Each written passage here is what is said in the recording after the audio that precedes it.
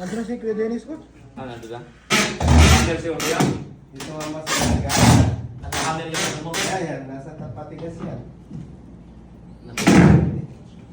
Okay naman pala yun. Talaga.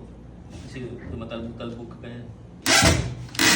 Sige, wala na. Nagtulog na kasi.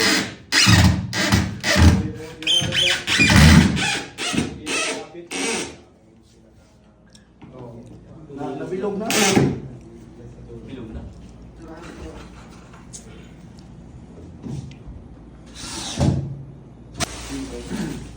Bayanihan. Unahin nyo doon sa corner. Pag gagalaw sa ulit. Bayanihan.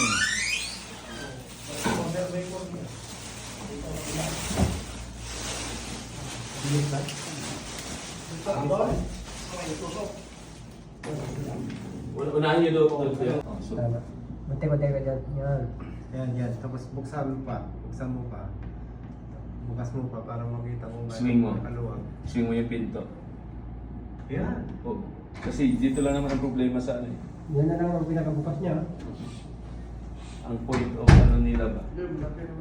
Okay naman, yun naman. Point of obstruction.